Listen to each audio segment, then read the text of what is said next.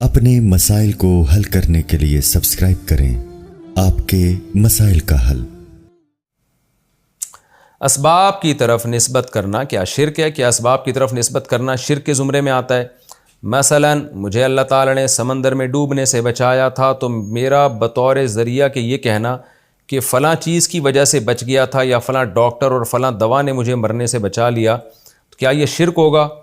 نور محمد مکہ مکرمہ سے، نہیں جی، یہ شرک نہیں ہوگا۔ اللہ تعالیٰ جب کسی کو بچاتے ہیں تو کسی ذریعے سے ہی بچاتے ہیں۔ آپ یوں کہیں کہ فلاں چیز نے مجھے بچا لیا ہے لیکن اللہ کا فضل ہوا تھا، تو بعض دفعہ ڈاکٹر ہوتے ہیں، دوائیں بھی ہوتی ہیں، بندہ نہیں بچتا، تو وہ نسبت مجازن کی جاتی ہے، حقیقی نسبت تو اللہ ہی کی طرف ہوتی ہے۔ تو بعض لوگ بڑے وہمی ہو جاتے ہیں توحید کے معاملے میں۔ قرآن میں بھی ثابت ہے اللہ تعالیٰ نے بہت سی چیزوں کی طرف نسبت کی ہے، یعنی کسی چیز کی نسبت اللہ نے چیزوں کی طرف کی ہے، تو خود قرآن اللہ جب اسباب کی طرف نسبت کر دیتا ہے تو اس کو تھوڑی ہم شرک کہہ سکتے ہیں۔ اس کا مطلب کیا خدا نخواستہ اللہ بھی شرک کر رہا ہے؟ معاذ اللہ۔ تو قرآن اور حدیث میں یہ بات ثابت ہے۔ جیسے حدیث میں آتا ہے کلونجی میں بیماریوں سے شفا ہے، تو مطلب کیا مطلب کلونجی کھانے سے شفا ملے گی؟ اب کوئی نہیں، کلونجی سے نہیں، شفا تو اللہ کے حکم سے ملے گی۔ تو بھئی کلونجی کھانے سے جو شفا ملے گی وہ بھی اللہ کے حکم سے ہی ملے گی، اللہ نہیں چاہے گا تو تھوڑی ملے گی۔ تو یہ چیزوں کی طرف نسبت کرنا یہ شرک نہیں ہے۔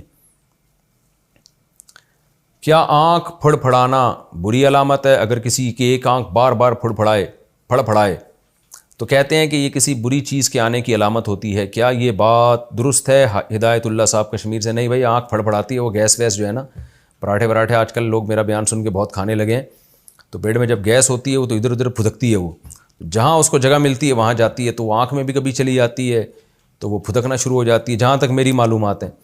باقی ڈاکٹر ہی بتائیں گے کہ یہ صحیح ہے کہ نہیں ہے۔ تو اس کا کوئی نحوست سے یا بری قسمت سے یا بری چیز سے اس کا دور کا بھی کوئی تعلق نہیں ہے۔